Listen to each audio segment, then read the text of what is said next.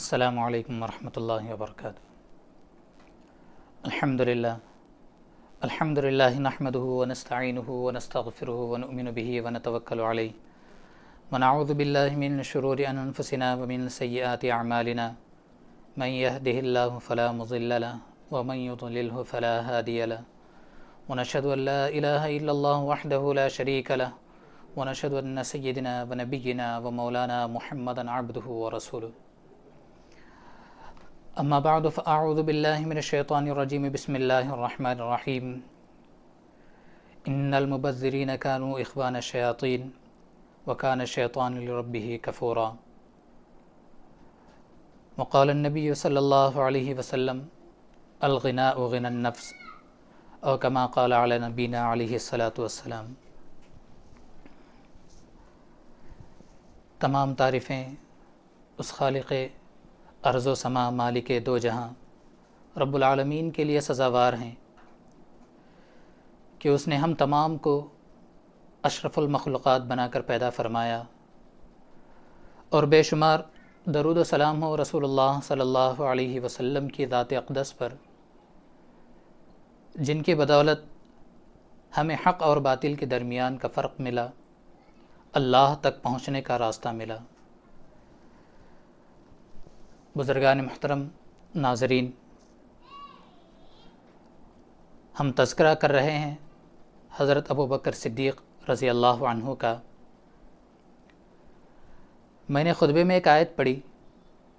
جس میں اللہ تبارک و تعالی ارشاد فرماتا ہے ان المبذرین کانوا اخوان الشیاطین، فضول خرچی کرنے والے، بیجا خرچ کرنے والے وہ شیطان کے بھائی ہیں، اور شیطان تو اللہ کا ناشکرا ہے۔ ہم اس آیت سے یہ سبق لینا ہے کہ آج جو ہماری زندگی میں فضول خرچی جو عام ہو چکی ہے، جہاں پر 10 روپے خرچ ہو سکتے ہیں، ہم اس جگہ پر 100 روپے خرچ کرنے کی کوشش کرتے ہیں۔ ایک جگہ اللہ تبارک و تعالی ارشاد فرماتا ہے کلوا واشربوا ولا تسرفوا، کھاؤ پیو مگر اسراف مت کرو۔ یعنی جتنا ہمیں ضرورت پڑتی ہے اتنا ہی کھانے کا حکم ہے، اتنا ہی خرچ کرنے کا حکم ہے، زیادہ خرچ کرنے کی ضرورت نہیں ہے۔ حضرت ابوبکر صدیق رضی اللہ عنہ جب آپ خلیفہ بنے، خلیفہ بننے کے بعد آپ تجارت کے غرض سے جب جا رہے تھے تو حضرت عمر فاروق رضی اللہ عنہ آپ کے پاس آتے ہیں اور پوچھتے ہیں کہ کہاں کا ارادہ ہے۔ حضرت ابوبکر صدیق رضی اللہ عنہ فرماتے ہیں کہ مجھے اپنے پیٹ کا اور اپنی بیوی بچوں کا بھی تو انتظام کرنا ہے، اس غرض سے میں تجارت کے لیے جا رہا ہوں۔ حضرت عمر فاروق رضی اللہ عنہ کہتے ہیں امیر المومنین، اگر آپ تجارت کے غرض سے جائیں گے تو پھر جو آپ کی رعایا ہے، جو آپ کے ماتحت رہنے والے ہیں، ان لوگوں کا کیا حال ہوگا؟ اسی لیے آپ کے لیے ہم بیت المال سے وظیفہ مقرر کرتے ہیں۔ حضرت ابوبکر صدیق رضی اللہ عنہ نے بیت المال سے اتنا کم وظیفہ آپ نے اپنے لیے مقرر کیا، اتنا کم تھا۔ اس واقعے سے ہمیں پتہ چلتا ہے کہ ایک دفعہ آپ کی زوجہ محترمہ کہنے لگی کہ مجھے میٹھا کھانے کی خواہش ہو رہی ہے، کئی دن ہو گئے ہیں ہم نے میٹھا نہیں کھایا، آج دل چاہ رہا ہے کہ کچھ میٹھا کھائیں۔ حضرت ابوبکر صدیق رضی اللہ عنہ فرماتے ہیں کہ میٹھا کیسے کھائیں، اتنا پیسہ تو ہمارے پاس نہیں ہے، میٹھا کھانے کے لیے پیسہ کہاں سے لائیں؟ تو آپ کی زوجہ محترمہ کہتی ہیں کہ آپ پریشان نہ ہو، میں ایک کام کرتی ہوں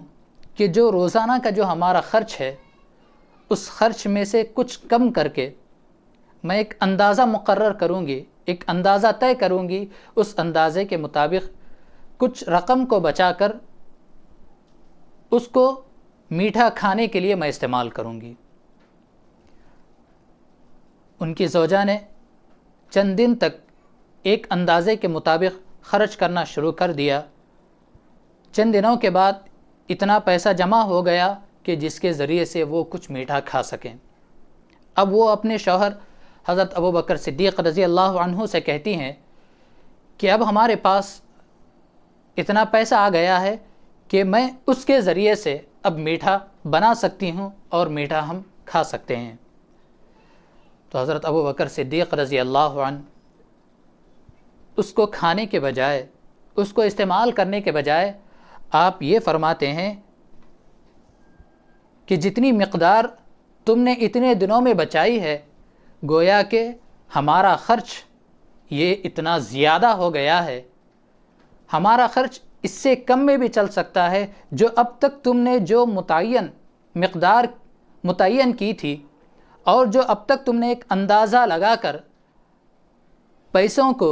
اخراجات کو جو بچانے کی کوشش کی تھی، اتنے میں ہی ہمارا خرچہ چل سکتا ہے۔ یہ آگے جو زیادہ بچ رہا ہے، جو ہمارے میٹھے کھانے کے لیے ہے، اس کی کوئی ضرورت نہیں ہے۔ یہ کہہ کر آپ نے بیت المال سے اپنا جو وظیفہ، جتنا ان کی بیوی نے محنت کر کے، کوشش کر کے، جتنا جو وظیفہ آپ نے جو بچایا تھا، اس وظیفے کو آپ نے واپس بیت المال میں دے دیا، اور اتنا ہی نہیں بلکہ آگے کے لیے بھی اتنے وظیفے کو کم کرنے کی بیت المال کے لیے گزارش آپ نے کی۔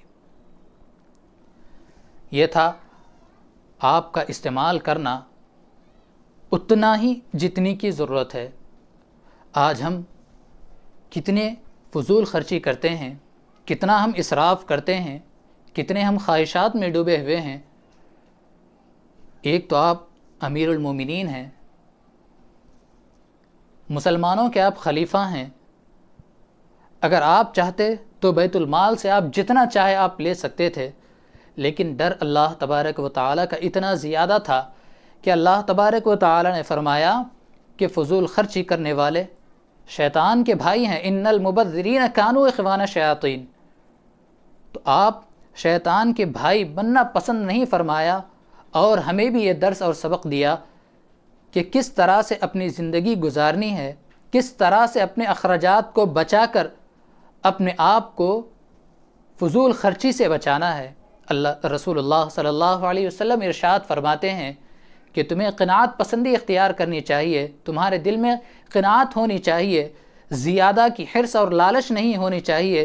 جتنا تمہارے لیے ضروری ہے اتنا ہی تم اختیار کرنے کی کوشش کرو، اور تمہارے دل میں زیادہ کی حرص بھی نہیں ہونی چاہیے۔ اسی لیے آپ صلی اللہ علیہ وسلم نے ارشاد فرمایا کہ تم قناعت پسندی اختیار کرو اور اپنے دل کو حرص سے، لالچ سے دور رکھو۔ اور اصل مالداری جس کو ہم سمجھتے ہیں کہ روپیہ پیسہ زیادہ آنے کی وجہ سے ہم مالدار ہو جائیں گے، ہم سمجھتے ہیں کہ ہمارا مال زیادہ ہونے کی وجہ سے ہم مالدار ہو جائیں گے، ہم سمجھتے ہیں کہ ہمارے پاس جائیدادیں، سونا یہ زیادہ ہونے کی وجہ سے ہم مالدار ہو جائیں گے، لیکن رسول اللہ صلی اللہ علیہ وسلم ارشاد فرماتے ہیں الغناء غنى النفس، حقیقی مالداری تو دل کی بے نیازی ہے۔ یہی دل کی بے نیازی تھی حضرت ابوبکر صدیق رضی اللہ عنہ کی، کہ آپ نے بتلا دیا کہ میرا خرچ اتنے میں ہی ہو سکتا ہے کہ وہ میٹھے کے لیے جو تم نے پیسے بچائے ہیں یہ بھی ہمارے اخراجات سے زیادہ ہے، یہ کہہ کر کے آپ نے بیت المال کو وہ واپس کر دیا۔ عزیزان،